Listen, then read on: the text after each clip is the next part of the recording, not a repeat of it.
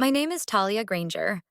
I'm 32, managing partner at Gravitas Ventures, and the woman who just bought the restaurant where my own family once seated me next to the kitchen doors. I built a company that funds growth stage businesses across 6 cities. But back home in Maplewood, I'm still just the difficult daughter. The one who asked too many questions, who wanted too much. Last week, they invited me to my mother's 60th birthday. Gilded invitations, navy dress code, dinner at Bellamy's. The most prestigious venue in 3 counties. They didn't know I owned it. They thought they were placing me at table 23 as punishment. What they didn't know? That table was already mine. If you've ever been excluded by your own blood, erased from photos, skipped on seating charts, or labeled too much for wanting your name spoken, this story is for you. Drop your city in the comments if you've ever had to reclaim your seat. Hit like and subscribe. Because sometimes the loudest thing you can do is sit down, exactly where they told you not to, and own the room. The streets hadn't changed. Every oak tree, every hedge trimmed within an inch of its life still stood like it had been placed there to whisper things behind your back. My tires crunched over the familiar gravel driveway, and the sight of the Granger house rising before me sent a chill down my spine. Not from the late autumn wind, but from something older, deeper. I sat in the car for a moment longer, hands still on the steering wheel until the vibration of my phone snapped me out of it. A text from Adrian. Everything in place? They still don't know you own it. I didn't respond. I wasn't ready for words just yet. Adrian's voice from the night before looped in my head. They don't know you bought the place yet, do they? Number. And that was the entire point. I stepped out of the car, boots crunching on the stones, and walked to the front door I used to dread coming home to. Before I could knock, the door swung open. Talia! My mother's voice was as bright as ever, the same lilt she used when greeting brunch guests or reporters. She pulled me into a hug that was all arms and no warmth. It's been too long, she said, stepping back but keeping her hands on my shoulders. Look at you. Chicago's treated you well. Thanks, Mom, I said. I could already see it in her eyes. The flicker of hesitation, the awkward dart away from my gaze. Behind her, my father appeared in the hallway. Thomas Granger, head of the family in every way but the emotional. His nod to me was curt. You're still doing that little investment stuff? I smiled. Still at it. He nodded slowly, as if humoring a child who had picked up a hobby that wouldn't last. Well, Evan's been managing the Granger Fund well. He's been a great help. The reminder wasn't accidental. Neither was the choice to greet me with a diminutive version of my own career. The hallway felt narrower than I remembered. The walls were lined with family portraits, frozen moments of time carefully chosen to reflect perfection. I noticed the quiet absence. No photo of me after 2017. I'll put my bags upstairs. My mother stepped aside too quickly. Yes, of course. You're in your old room. It felt like walking through a museum of things that once mattered. My room smelled of cedar and forgotten pages.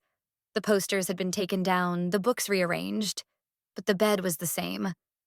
On the desk sat the invitation, a thick, cream-colored card embossed in gold.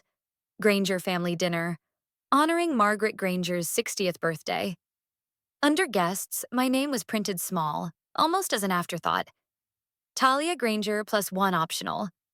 Optional. I picked it up and held it between my fingers like a live wire. The message couldn't have been clearer. I walked downstairs again, slow, taking it all in. Evan passed by in the foyer, phone pressed to his ear. He looked at me, smiled faintly, kept walking. Not even a full word. Dinner was early. My father poured wine like a man playing a role. To family, he said, raising his glass. To family, I echoed. He turned to Evan. You've done well with the portfolio. More than I expected, frankly. You might just be ready to take it all on soon. My fork paused midair. No one looked in my direction. My mother smiled down at her plate like it was suddenly fascinating. Later, in the safety of my room, I pulled out my phone and dialed. Adrian picked up on the first ring. "Everything ready?" I asked. "They've booked the place. Table arrangement is fine, and no one knows I'm the host." I walked to the dresser. My fingers brushed over the row of frames. Family ski trips, Evan's graduation, Dad's retirement gala. None of them included me. I closed my eyes and whispered, "Good. Let them serve the birthday girl a memory she won't forget." The room burst into applause when my mother walked in, but no one noticed when I arrived. I lingered near the entrance of Bellamy's grand banquet hall, invisible. The gold-tinted chandeliers glimmered like promises never kept, and soft piano notes floated through the air, as distant from me as the warmth in my family's voices. Every table was filled with people laughing, clinking glasses, exchanging stories. None of them turned when I stepped through the door. It was happening, just like he'd warned me. Last night at dinner, Thomas had leaned back, wine glass in hand, and said, "Seats can't be claimed, Talia. Everything is based on the order of RSVP. That's how things are done professionally." I had smiled, nodded, and said nothing. Now, a young server with clipped politeness and trained eyes approached me. "Miss Granger?" he asked, as if unsure whether to acknowledge me formally or pretend I was part of the catering team. "Yes. This way, please." He led me past clusters of friends, family, and colleagues I barely remembered, each of them too absorbed in their own conversations to notice the daughter of the birthday woman sliding through the periphery like an afterthought. We passed table 3. My cousin Ava, adorned in pearls, glanced up briefly before returning to her conversation. Table 6, Uncle Roy, already halfway through his second glass of Merlot, didn't even blink. Then we reached table 23. It was positioned at the very back, almost grazing the kitchen double doors. I could hear the clatter of dishes and the whoosh of swinging panels. The chairs were smaller here, less cushioned. The orchids were replaced by simple glass vases. No name card sat waiting. I took my seat. A man beside me, early 50s, leaned over with a squint. "Excuse me," he said. "Do you work at Bellamy's?" It landed like a slap. I turned my head slowly, meeting his gaze. "Not tonight," I said, voice steady. He blinked, then turned back to his plate, clearly unsure of what he'd stumbled into. From across the room, laughter erupted. Evan had taken the stage near my mother, smiling into the mic. "It's hard to put into words how grateful I am for all the wisdom I've received growing up in this incredible household," he said, gesturing toward our parents. "Especially from my mother, who's taught me leadership, grace, and how to carry the Granger legacy forward." A round of applause followed. My mother stood in the center, surrounded by smiles. She looked radiant in a deep navy gown, her silver necklace catching the light. Then her eyes drifted, past the polished crowd, over the centerpieces, toward the dimly lit corner where I sat. She froze. Just for a beat. Our eyes locked. In hers, I caught it. Shame. A flicker of something unspoken, and behind it, something even more dangerous. A glimmer of recognition, of memory. But she didn't move. I turned away. The door behind me swung again. Dishes clinked. Orders shouted. I could smell garlic and butter, too close for comfort. Jordan, the head waiter, emerged and walked toward me, his posture straight but his eyes uncertain. "Miss Granger," he said quietly. "We're ready when you are." I gave him a slight nod. Then I reached into my clutch, pulled out my phone, and opened the calendar. A small notification glowed at the top. Activate. Bellamy timeline, 7:45 p.m. I swiped it away with one motion, calm as still water. At that exact moment, Thomas turned to grab another drink. His gaze flicked toward our corner. He frowned. "Why is the staff taking cues from her?" "Miss Granger," Jordan said again, louder this time. "The kitchen is awaiting final word from you, boss." For a moment, silence swallowed the banquet hall. Forks paused midair. Wine glasses stopped just short of lips. Conversations froze, cut clean like a ribbon under a blade. Jordan's voice had been clear, deliberate. Not just a cue, but a statement. Boss. The word hung heavy. I stood up, slow but certain, letting the weight of my black dress flow with me like a tide rising against a brittle shore. Every step from table 23 toward the center of the room felt like undoing a knot that had been wrapped around my ribs for 7 years. Don't shout, Adrian had told me last week. They'll listen when the right person speaks. Jordan cleared his throat again, stepping aside from the dance floor. If I may have your attention for just a moment, he announced. Before dessert is served, our new managing owner has a few words. The lights dimmed, not sharply, but with the soft elegance of orchestration. Conversation stuttered to a halt, replaced by puzzled glances. From a corner projector, a white screen lit up. Adrian's face appeared. Trim beard, crisp navy blazer, and that easy calm he always wore like armor. Good evening, Bellamy's family and guests, he said, smiling. Tonight, we're not just celebrating a beautiful milestone. We're also marking a new chapter. The screen showed a montage of past events. Grand openings, chef spotlights, magazine covers. I'm proud to announce that Bellamy's has officially entered a new era. Gravitas Ventures has completed its investment, and the new majority shareholder, the woman with both vision and heart, is someone many of you already know. Then, a still photo of me appeared. My name, title, effective date. The crowd gasped before Adrian even finished the sentence. Talia Granger, managing owner. I didn't blink. Thomas did. He was halfway through lifting his wine glass when it trembled slightly in his grip. He looked around, waiting for someone to correct what he'd just heard. No one did. Margaret leaned forward in her seat, hands tightening around the edge of the tablecloth. Her mouth opened as if to say something, but no sound came out. Jordan stepped forward again. Ms. Granger, he said, this time with a subtle bow. Will you be staying for dessert service, or shall we proceed without? I turned to face the room, letting the echo of silence stretch just long enough. Please enjoy the dinner, I said, voice even, eyes sweeping the guests who once looked through me. It's on me. Technically, it's mine. A few nervous chuckles rippled. Others looked to Thomas for a response, but he remained frozen, eyes hollow, as if he couldn't quite process the shift in gravity. Evan pulled out his phone, thumb hovering, unsure whether to text or pretend nothing happened. I didn't wait for applause. That wasn't the point. The screen dimmed. Adrian's face faded to black. The projector powered down with a soft click. I turned and walked. No hesitation, no goodbye.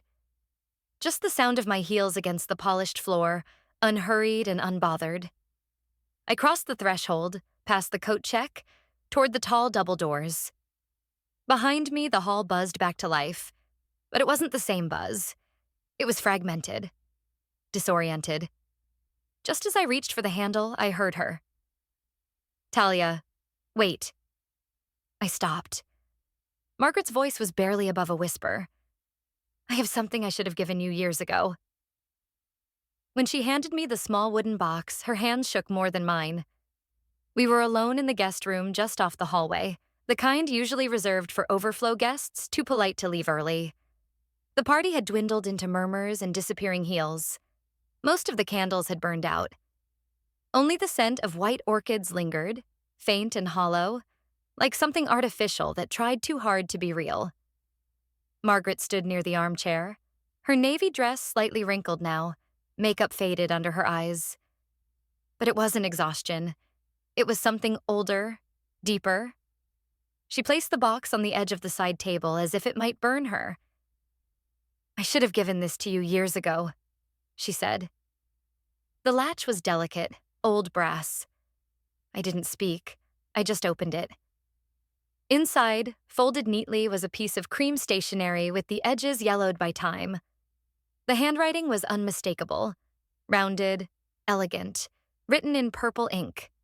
My grandmother's. I lifted the letter with care. The top corner was smudged like someone had held it too tightly. Talia, If you want to go to Stanford, go. You've earned it, and no one, especially not your father, has the right to take it away from you.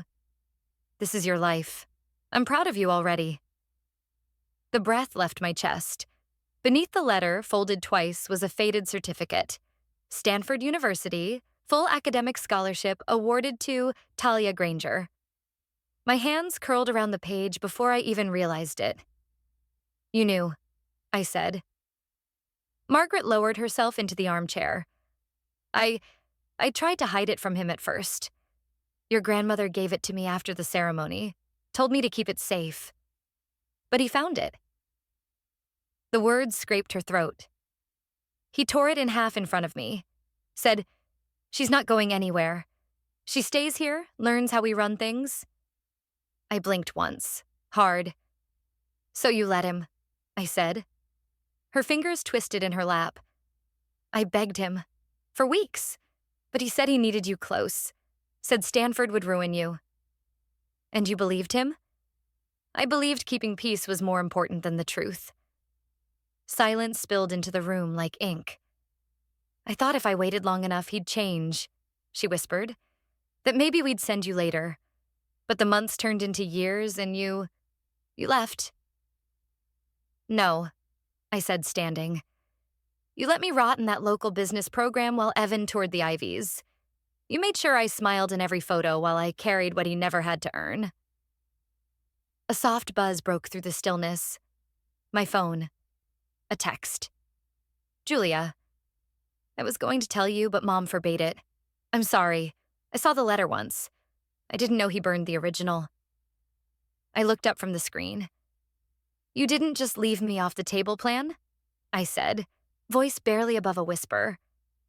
My eyes met hers, wide, pleading, but too late. You didn't just bury my seat at the table. You buried my name.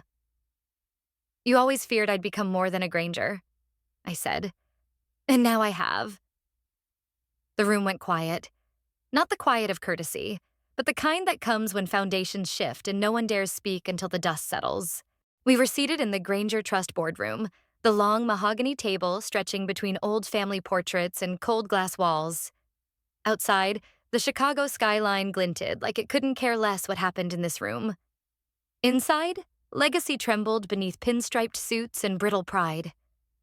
Thomas sat at the head, flanked by 2 legal advisors and one of the outside financiers, Mr. Leonard from Hawthorne Capital.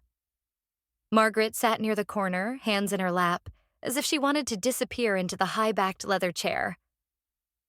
I want answers, Thomas said, his tone crisp like he was addressing a vendor, not his daughter. Why Bellamy's? Why the secrecy? I placed the file in front of him. You mean, why didn't I ask for permission? Why I didn't beg for crumbs from your table again? He said nothing. I turned the file toward him and flipped it open. This is the email your son sent to investors last quarter, using my name, without my consent, to inflate credibility. I tapped the highlighted portion. We're proud to announce strategic backing from Gravitas Ventures, founded by our honorary partner, Talia Granger. I looked at Evan. His face drained. I didn't mean, you used my name, I said flatly, to raise capital you couldn't earn on your own. I just wanted to prove I wasn't a shadow. He murmured, and instead you became one. Thomas gripped the edge of the table. This family has survived because we don't air our weaknesses in front of outsiders. I shifted the next document into view. A full copy of the acquisition and transfer contract for Bellamy's, signed, sealed, and funded by Gravitas Ventures. No family funds, no inheritance, no shortcuts. I built this from nothing, I said, addressing the room now. I paid the price for every inch, and I did it without dragging your name behind me. Mr. Leonard raised an eyebrow. Impressive clarity in your filings, he said, flipping through the packet. Clean capital, strong projections. I didn't thank him. Instead, I stood and walked to the center of the room, facing the oil painting of my great-grandfather that had loomed over every Granger meeting since 1952. I don't need a seat at your table anymore, I said. I built my own. No one breathed. Thomas rose, slow and deliberate.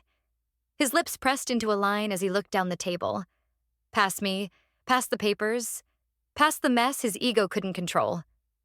"You're no longer my daughter," he said. I held his gaze. I didn't flinch. "You're right," I said. "I'm not yours.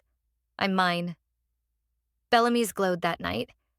Not for a party, but because we took the name back. It wasn't the same kind of light from my mother's birthday celebration. This time it came from warmth. From golden strings of Edison bulbs tracing the courtyard, from candles flickering on reclaimed wood tables, from laughter that didn't ask for permission. Outside the entrance, a small brass plaque had been installed that morning. Table 23. A new kind of seat. Inside, servers weren't invisible anymore. Jordan wore a sharp gray blazer, no apron, no tray in sight. He moved between tables like he owned the space. In a way, he did. We all did. Adrian stood beside me at the bar, sipping something amber and quiet. "Full house," he said, nodding toward the center. "You pulled it off." "No," I replied. "We pulled it back." Guests chatted around us. Not the kind my father would have approved of. Artists, community leaders, a few of the old Bellamy staff who'd once been pushed to the back. And at the heart of it all, a table with a carved nameplate that simply read, 23. I stepped up to the small stage near the kitchen, where I'd once been seated, ignored, dismissed. I looked at the faces gathered. I didn't need a microphone. "To those who were seated with the servers," I said, "this table is yours." They listened, really listened. This isn't a revenge project, it's reclamation. For every person who's been told they're too loud, too much, too other. This space, this seat, is a return. Jordan joined me a moment later. His hands trembled slightly. I turned to him. This man believed in me when my own father wouldn't. He saw a boss where others saw a background. The applause started slow. Then it swelled. Somewhere near the back, Margaret stood near the stone archway. She didn't wave. She didn't cry. But she nodded once. Later, I stepped outside for air. Across the street, under a flickering street lamp, a familiar black car idled.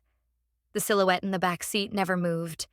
But after a minute, the engine started, and the car pulled away without turning on its headlights. He'd come. He'd seen.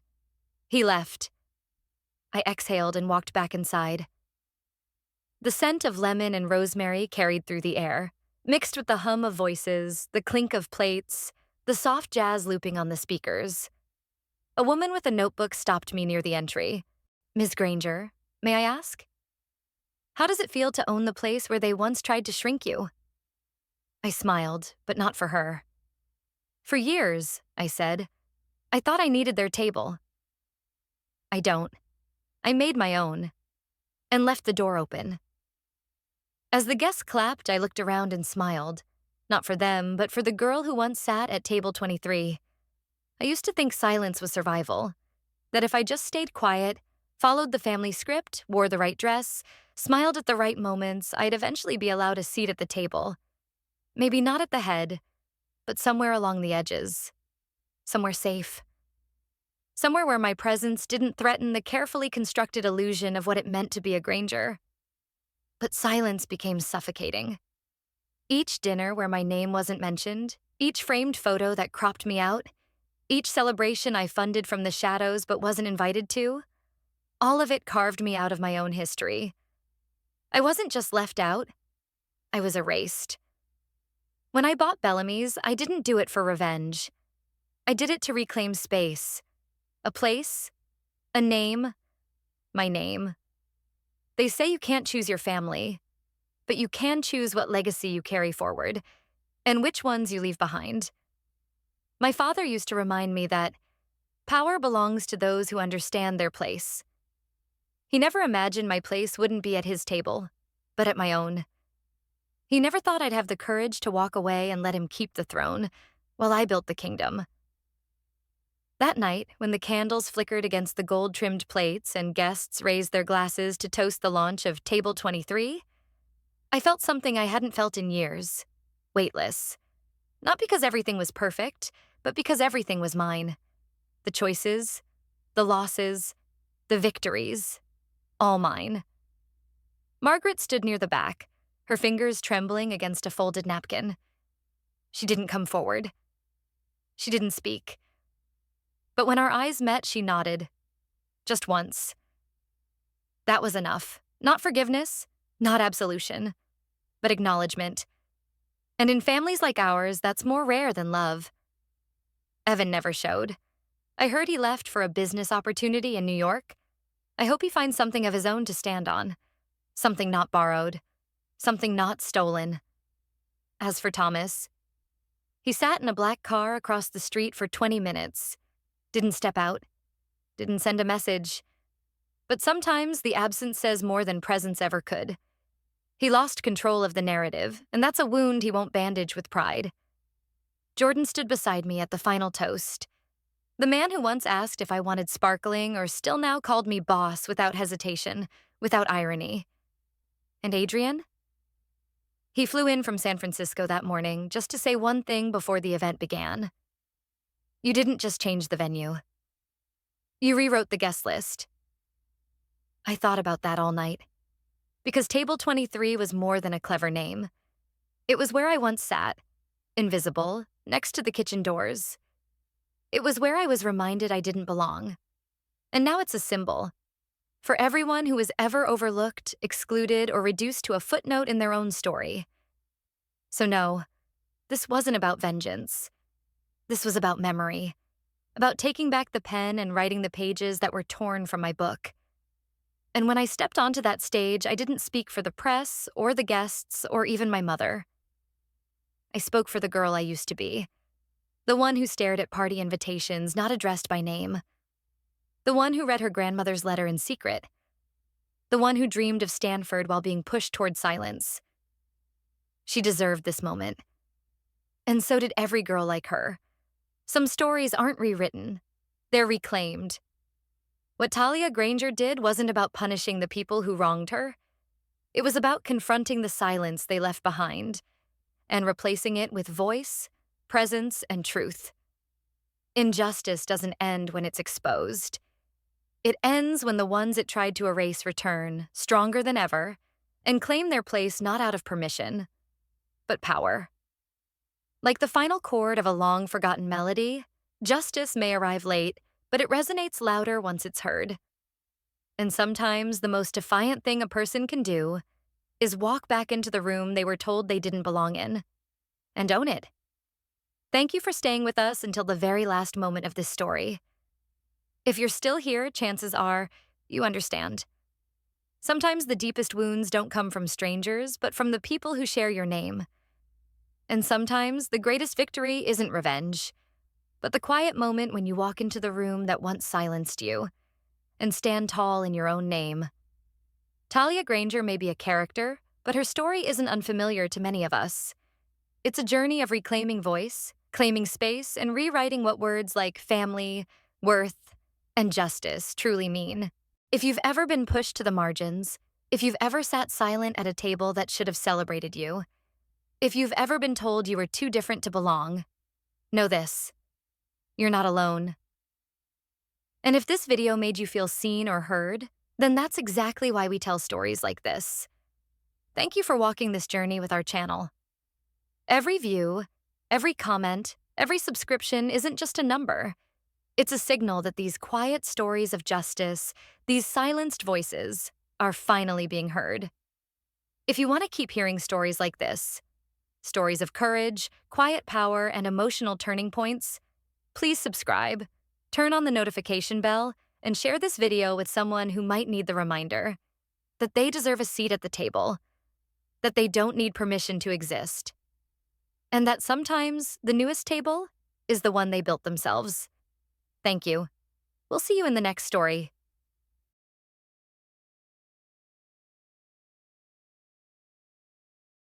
My name is Madison Morgan. She used to call me a loser. Now her fiancé calls me ma'am. The invitation came wrapped in gold foil, addressed to Ms. M. Blake, the name they still used when they wanted to forget who I was. Black tie required. Minimum gift, $500. Samantha never misses a chance to make herself the main character, especially when it comes to weddings. But this time, I wasn't just a guest. I was the silent investor, the quiet architect behind her perfect evening, and her fiancé, the man she paraded around like a prize. He just walked into my boardroom for a meeting. Didn't even know I owned the company signing his paycheck. They say revenge is loud, but not always. Sometimes it walks in wearing Valentino and says nothing, because silence is the sharpest voice in the room. Before I show you what happened when my sister realized the woman she called a failure owned her wedding, tell me, have you ever been erased by your own family only to rise beyond their imagination? Drop your city in the comments. Hit like, subscribe, and stay with me. Because this story isn't about revenge.